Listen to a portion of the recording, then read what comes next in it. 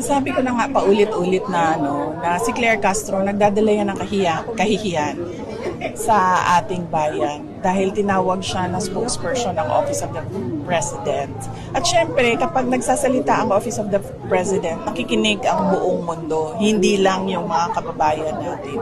At syempre, kapag ganun yung nagsasalita at ganun yung sinasabi ng nagsasalita, ay nagdadala siya ng kahihiyan sa bayan natin. Kaya dapat hindi na siya pinapakinggan at pinapansin. Alright, yan po yung buwelta ni VP Sara, mga kabayan, no? Laban dito kay spokesperson attorney Yusek Claire Castro patungkol doon sa kanyang mga statement kay VP Sara. Kaya sabi ni VP Sara, hindi na po dapat daw paniwalaan or pakinggan itong si Yusek Claire Castro dahil nakakahiya lamang ito, no? Or kahihiyan lamang ito dahil hindi lang po mga Pilipino ang nakikinig, no? Or nakakarinig sa kanyang mga statement, kundi pati na rin po ang mga ibang lahi sa international community. Kaya kung ano po yung mga salita niya, ayun din po yung salita ng Pangulo bilang spokesperson. Kaya nakakahiya daw. At dapat hindi na daw po ito dapat pakinggan at pinapansin ayon kay Vice President Sara Duterte. Samantalang pakinggan naman natin, mga kababayan, ang naging statement, no, mga statement ni Yusek Claire Castro kanina doon sa Malacanang, no, during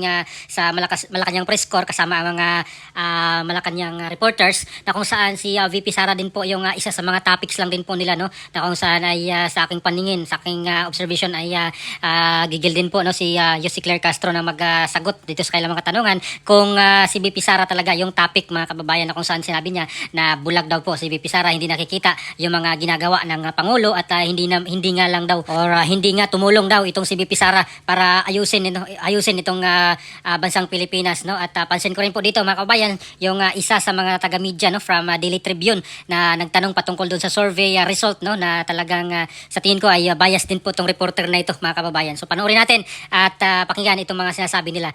Good afternoon, Yusek. Same po galing po sa naging interview ni Vice President Sara Duterte.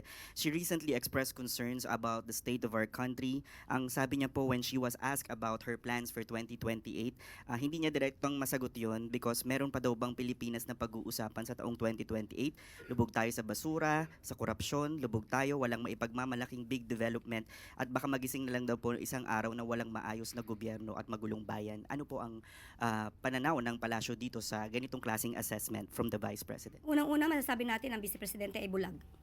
Hindi niya nakikita kung anong ginagawa ng Pangulo. Kanina lamang po ay kababanggit natin kung anong magandang proyekto ng Pangulo patungkol sa ating transportasyon, patungkol sa ating edukasyon.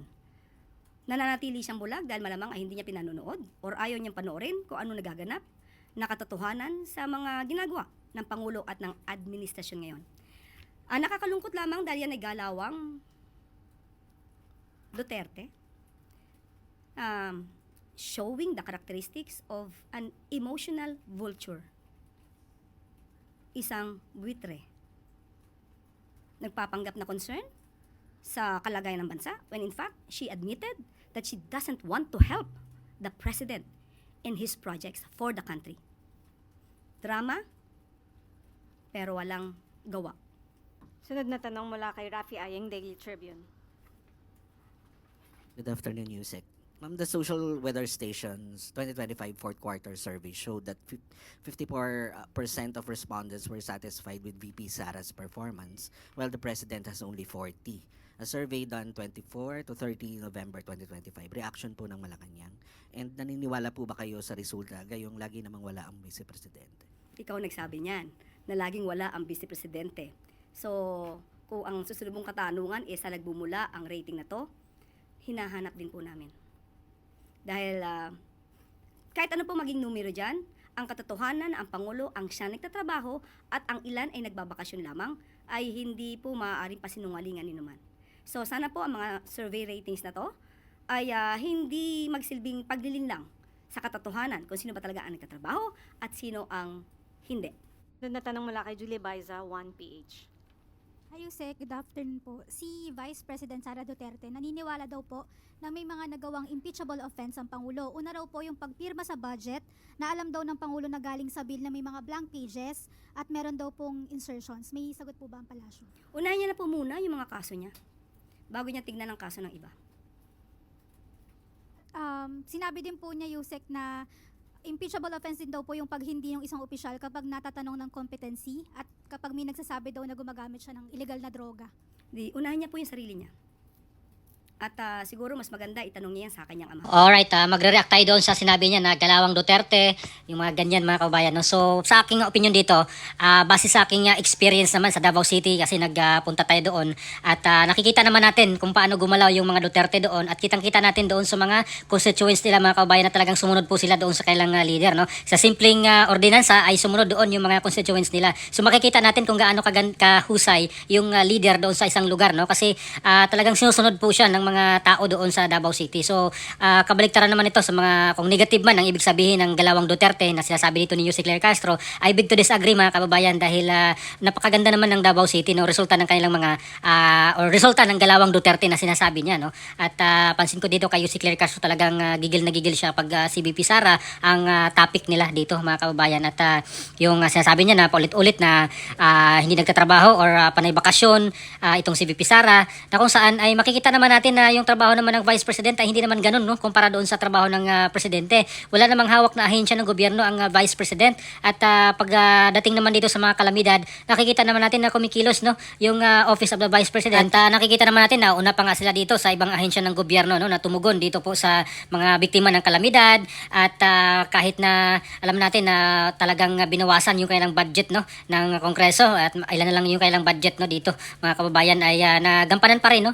Nagtrabaho pa rin ang Office of the Vice President. Hindi nga lang lagi si VP Sara ang nandoon, no? Meron naman po siya mga tauhan, may mga staff naman po na may mga staff naman ang Office of the Vice President na talagang nakatugon, no, para doon mga kababayan na mag-ikot sa buong Pilipinas. At ito namang pagbisita ni VP Sara sa The Hague, Netherlands, alam naman po natin na hindi naman po ano yan kasi tatay niya yung binibisita niya mga kababayan, no? Hindi naman ibang tao yun at alam natin yung sitwasyon na yung tatay niya doon na nakakulong na matanda na ay kailangan po talaga meron pong bumibisita araw-araw at nakatuka or isa sa mga nakatuka na bumisita doon si Vice President bilang anak, no, mga kababayan. Kahit naman po siguro siya kung nakulong yung tatay ni Yusek Claire Castro ay maintindihan natin na nandoon siya palagi, no, na every month or every other month may bisita siya kasi alam po naman natin yung sitwasyon na tatay mo yung nakulong, hindi naman ibang tao, no, at hindi naman po naglakwat siya yung si VP Sara na nagpunta lang na masyal doon na walang dahilan, no, hindi naman po ganun. At yung mga previous na visit niya doon sa mga OFWs na greet and meet ay ano naman po yan mga kababayan, no,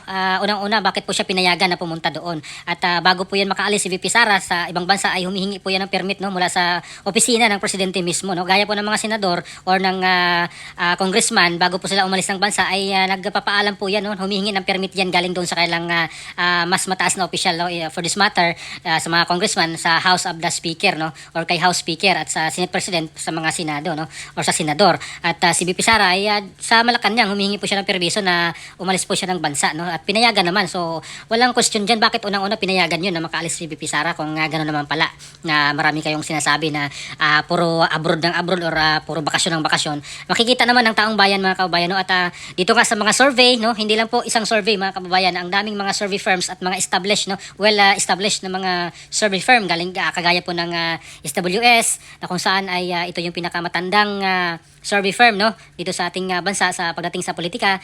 Dito rin yung Pulse Asia, Okta Research, Publicos Asia at iba pa, no, na kung saan nakikita natin simula net satisfaction ratings, approval ratings at trust ratings ay nakikita natin talaga na nangunguna si VP Sara, no, pagdating dito sa mga survey na ito. Talagang malayong agwat dito sa survey result kay PBBM. At bagay na hindi siguro lang matanggap dahil mataas yung survey result ni VP Sara at mas may tiwala yung mga Pilipino kay VP Sara kumpara dito kay PBBM. So hindi na po natin masisisi yan at hindi naman po siguro si VP Sara yung nagbayad, no, para dyan sa mga survey na yan. Naniwala po tayo na hindi po si VP Sara yung nagbayad dyan or nag-commission, no, para magsagawa ng survey na yan at ang resulta ay pabor kay VP Sara. Hindi po tayo naniwala dyan.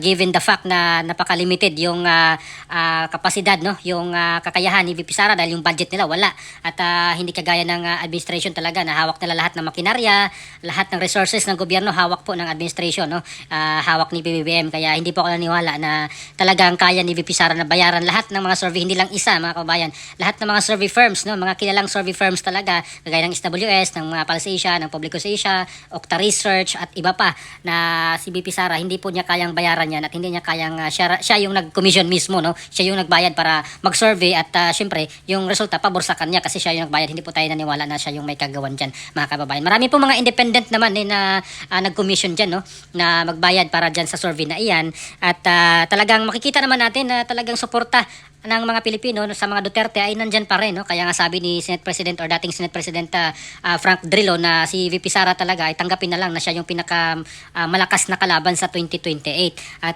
bagay naman na sinang-ayunan po nila Attorney Rowena Guanzon na she is the woman to beat talaga, no, sa 2028. Kaya tingnan natin kung sino kaya yung pwedeng kumalaban sa kanya, no? Dito kung sino yung manok ng administration pagdating ng 2028 presidential election. Kasi makikita natin sa mga balita yung Liberal Party ay kumikilos na rin, no? Nagmi-meeting na rin po sila. Nag-usap-usap na sila dating Vice President at ngayon Mayor Leni Robredo ng Naga City. Kinausap na po sila nila Congresswoman Laila de Lima, nila Risa Hontiveros at itong sa administration ay hindi po talaga tiyak mga kababayan, no, kung sino po yung panglaban nila dahil wala pong masyadong malakas, no, na manok, no, itong administration. Wala po silang pangalan na masasabi nating pangtapat talaga kay VP Sara kasi yung mga lumalabas na mga pangalan kagaya nila Rafi Tulfo, nila Risa Hontiveros, Bam Aquino, Leni Robredo, hindi naman po kaalyado ng administration yan, no? Pero sabi nila ay makikipag-unite sila, no? Makikipag-unity sila dito sa mga dilaw at itong administration ng mga pulahan. So, tingnan natin kung ano po yung masasabi kayo ng ibang mga dilawan dito kasi yung mga dating sigaw nila, hindi lang sa mga rally, sa lahat ng mga media, sinasabi nila na never again to Marcos magnanakaw, pero ngayon ay tingnan natin kung matuloy yung kailang mga coalition, no? Itong pagsanib puwersa ng mga dilaw at pula, mga kababayan. Siyempre para sa akin nakakahiya na yung mga taong sinusuka mo noon ay ngayon lulunukin mo para lang sa ambisyon mo dito sa 2028 na talunin, no, yung isang Sara Duterte sa pagka-presidente. Kaya takot na takot sila na maupo or mabalik ulit yung isang Duterte sa 2028. At yan po yung hindi ko maintindihan, mga kababayan. Nasa demokrasya naman po tayo. Lahat naman tayo may karapatan na tumakbo, no? Yung batas naman natin ay nag-require lang ng basic requirements lang. Kung ikaw ay Pilipino, kung ikaw ay natural born Filipino citizen, marunong magbasa, marunong magsulat, at least 40 years old, no, during the day of the election, ay pwede ka nang tumakbo bilang Pangulo, mga kababayan, no? At kung hindi ma-impeach si VP Sara dito sa Senado, kasi itong impeachment complaint laban kay VP Sara ay nakasalang na ngayon dyan sa House of Representatives, no? At tingnan natin po, mga kababayan din, kung ano yung magiging galaw dyan sa mga congressman, no, pagdating dito sa impeachment, kung ganun pa rin ba, kung papayagan nilang i-impeach si VP Sara dyan sa sa Kamara at i-forward doon sa Senado at magkaroon ng impeachment trial, no? Pero sana naman wag naman po nilang gawin yan, no, para patas yung laban, no. Hayaan na lang siguro nilang mag-eleksyon, no. Talunin na lang nila sa eleksyon si VP Sara sa 2028. Wag na lang nilang i-impeach kasi yun naman talaga yung primary objective nila. Bakit gusto nilang i-impeach si VP Sara? Dahil gusto nilang hindi na makatakbo ito sa 2028 presidential election at yan naman po ang hindi sikreto na ng lahat or alam naman po ng lahat yan, mga kababayan. So ano pa masasabi niyo dito, mga kababayan, sa mga statement ngayon ni Yussi Claire Castro, no, at dito rin sa sagot ni VP Sara? Please comment down below. Maraming salamat. God bless po sa ating lahat.